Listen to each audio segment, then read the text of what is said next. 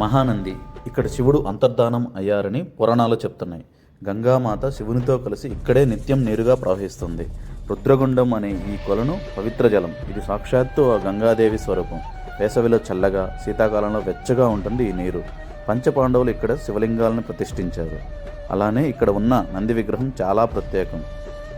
శివుడు నందిని తన వాహనంగా స్వీకరించిన ప్రదేశం కూడా ఇదే. పదండి, ఈ మహానంది గురించి ఈ వీడియోలో పూర్తిగా తెలుసుకుందాం. ఇక నైట్ అయిపోయింది, మహానందికి అయితే చేరుకున్నాము. ఇక్కడైతే మీల్స్ ఆర్డర్ చెప్పాము, ప్లేట్ మీల్స్. చౌల్ట్రీ రూమ్స్ చూసాం కానీ అది ఎంత వర్తబుల్గా లేవు. జర్నీ చేసి ఆల్మోస్ట్ 400 కిలోమీటర్స్ జర్నీ కదా, ఇంకా నిద్ర సరిగా పోకపోతే రేపు ఎల్లుండి కుదరదని రూమ్ అయితే ఒకటి 1000 రూపీస్ తీసుకున్నాం ఇద్దరికి. ఓకే, వెళ్తా. 399.6 కిలోమీటర్స్, జస్ట్ 400 మీటర్స్ తక్కువ, 4 కిలోమీటర్ అంటే almost 400 kilometres average. Good morning, నేను మీ ట్రావెలర్ స్వరూప్ని. అందరూ ఎలా ఉన్నారు? ఐ హోప్ అందరూ బాగుంటారు. నా వెనక చూశారు కదా బ్యూటీ, అసలు వర్షం పడుతుంది లైట్గా. ఇప్పుడైతే నేను మహానందిలో ఉన్నాను. వర్షం పడి అసలు వాతావరణం కానీ చూడ్డానికి లొకేషన్ కానీ సూపర్ ఉన్నాయి.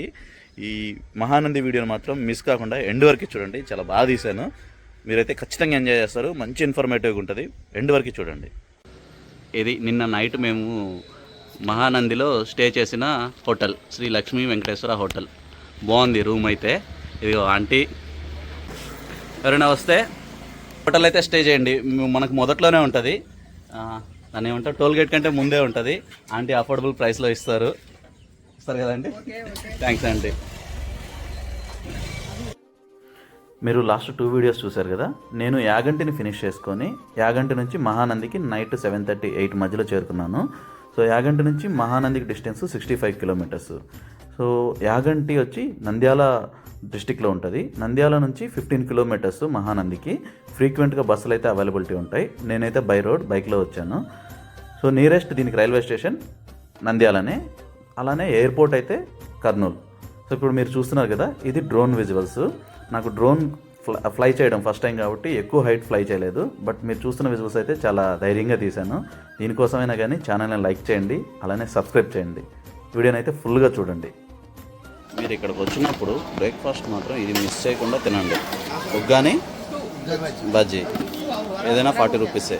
ఉప్మా, వడ, పొంగల్ అన్నీ ఉన్నాయా? ఇడ్లీ అన్నీ ఉన్నాయి. ఇప్పుడు కొంచెం చట్నీ చూస్తున్నారు కదా నాయనక, అది గుడికి ముందున్న నంది స్టాచ్యూ. ఈ పక్కనే రూమ్స్ ఉన్నాయి. ఇవి ఏసీ రూమ్స్ ఉన్నాయి. ఆర్యవైశ్య నిత్యాన్నదాన సత్రం ఉంది. మొత్తం ఫుడ్ అన్నీ అవైలబిలిటీ ఉంటాయి ఇక్కడ. మీరు చూడండి, ఏపీ టూరిజం వాళ్ళు కూడా ఇచ్చున్నారు, వాళ్ళ రూమ్స్ ఉన్నాయి. అలానే ప్రైవేట్ వాళ్ళవి కూడా ఉన్నాయి. ఇవి కొంచెం తక్కువకే ఉన్నాయి రూమ్స్ ఇక్కడ. ఇంకా చాలా హోటల్స్ కూడా ఉన్నాయి చుట్టుపక్కల. ఇక్కడ టీటీడీ వాళ్ళు కూడా కళ్యాణ మండపం నిర్మించున్నారు. దాని రేట్లు అవన్నీ కూడా ఉన్నాయి. ఎక్కడైనా ఉంటే మీకు చూపిస్తాను.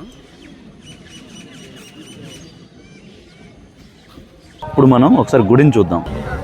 ఇదిగో స్వామివారి గుడి. ఇది ఈరోజు లైట్గా వర్షం పడుతుంది కదా, అసలు వెనక మేఘాలు సూపర్ ఉంది.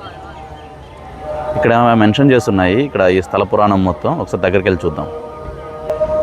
ఇక్కడ నవనందులు అంటే 9 నందులు, వాటి విశేషాల గురించి ఇక్కడ మెన్షన్.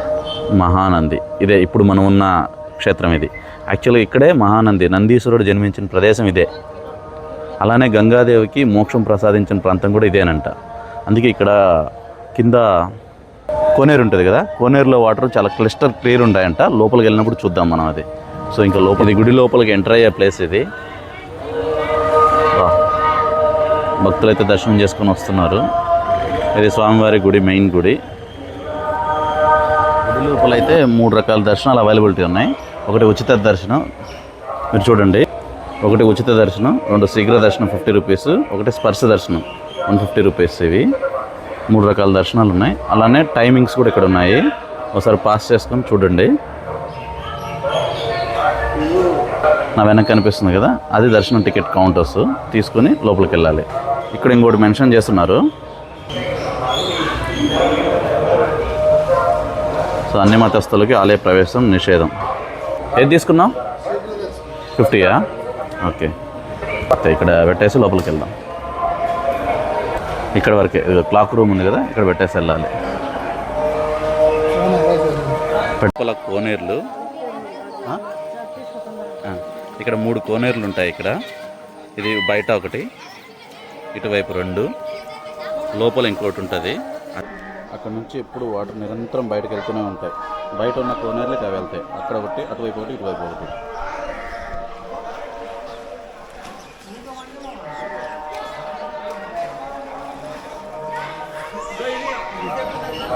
దర్శనం అయితే కంప్లీట్ అయింది.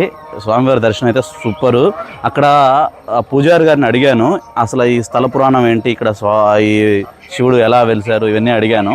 వాళ్ళు చెప్పారు, ఇక్కడ స్వామివారు పుట్టలో ఉన్నారంట. గోవు స్వామివారికి పాలు ఇస్తుంది. ఆ టైంలో బెదిరిపోయి కాలు వేయడం వల్ల, ఆ పుట్ట మీద కాలు వేయడం వల్ల ఆ స్వామివారు ఇక్కడే అంతర్ధానం అయిపోయారు.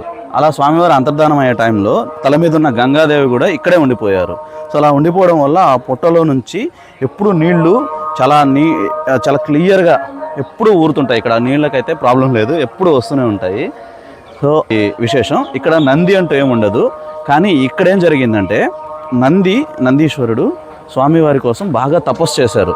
అలా తపస్సు చేసినప్పుడు శివుడు ప్రత్యక్షమయ్యి ఏం వరం కావాలని అడిగితే నందీశ్వరుడు అడిగారు, నన్ను నీ వాహనంగా స్వీకరించు అని అడిగినప్పుడు స్వామివారు నందీశ్వరునికి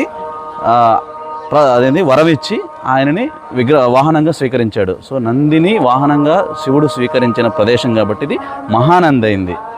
అది అలానే గంగాదేవి ఇక్కడే స్వామివారు అంతర్ధానం అవ్వడం వల్ల ఆయన తల మీద ఉన్న గంగ ఇక్కడే ఉండిపోవడం వల్ల గంగాదేవి కూడా ఇక్కడే మోక్షం లభించింది. సో అందుకే ఈ ప్రాంతంలో శివుడికి, నందీశ్వరుడికి నందిగా స్వీకరించిన మహానంది అనే పేరు వచ్చింది. అలానే గంగాదేవికి మోక్షం లభించింది. ఇక్కడ ఉండేది శివుడు కూడా పుట్ట రూపంలో ఉంటారు. అంత విగ్రహం ఉంది. ఆ లోపల ఇంకొంచెం లోపలికి వెళ్తే కామేశ్వరి అమ్మవారు గుడి, తర్వాత సీతారాముల వారి గుడి ఉంది. అది 1953లో ఇక్కడే చెక్కారు. ఇక్కడికి వచ్చిన తర్వాత పైన ఆర్ట్ ఉంది, సరస్వతీదేవి విగ్రహం. అది చూడడానికి సూపర్ ఉంది. అమ్మవారి గుళ్ళో పైన సరస్వతీదేవి విగ్రహం, రాముల వారి గుళ్ళో పైన శ్రీ మహావిష్ణు సమేత గరుడ వాహనం పైన స్వామివారు ఉన్నారు. అద్భుతమైనటువంటి శిల. అది ఎలా అంటే పైన పెట్టి అలానే ఏకశిలతో చెక్కారు. వచ్చిన వాళ్ళు మాత్రం చూడడానికి వర్తబుల్, ఏం మిస్ కారు, అసలు ఎటువంటి డిసప్పాయింట్ అవ్వరు. ఇంకోటి ఏంటంటే, ఇక్కడ అవన్నీ దర్శనం అయిపోయిన తర్వాత బ్యాక్ సైడ్ మన పంచపాండవులు, ధర్మరాజు, భీముడు, అర్జునుడు, నకులు, సహదేవులు, వాళ్ళు ఇక్కడ ప్రతిష్ఠించిన శివలింగాలు కూడా ఉన్నాయి. వాళ్ళు ప్రతిష్ఠించినవి గుడి బ్యాక్ సైడ్ ఉంటాయి. అవి నీట్గా అక్కడ రాసి కూడా ఉంటారు. సో మీరు ఇక్కడికి వస్తే మాత్రం కోనేటిలో స్నానం, అలానే దర్శనం, సేమ్ వెనక కామేశ్వరి అమ్మవారు, సీతారాముల వారి విగ్రహం, అవి అస్సలు మిస్ అవ్వద్దు. అన్నీ చూస్తారు కూడా. లాస్ట్లో ఈ పంచపాండవులు ప్రతిష్ఠించిన విగ్రహాలు, ఇవన్నీ మాత్రం వర్తబుల్. ఒకటే టికెట్తో అయిపోతాయి, ఒకటే ట్రిప్తో అయిపోతాయి. సో ఇక్కడికి రావడం మాత్రం వర్తబుల్. వచ్చిన వాళ్ళు ఎవ్వరూ డిసప్పాయింట్ అవ్వరు. క్షేత్రంలో ఆ నందికి గుర్తుగా పెద్ద నందిని ఇక్కడ నిర్మించారు. దీని ఎంట్రీ ఫీజు వచ్చి 10 రూపీస్. స్టాచ్యూ లోపల ఒక రూమ్ లాగా ఉంది. ఇది ఒక రూమే, కాకపోతే నంది ఆకారంలో నిర్మించారు. ఇది చూడండి, పైనుంచి చూస్తే మాత్రం అచ్చం నంది కూర్చున్నట్టే ఉంది కదా.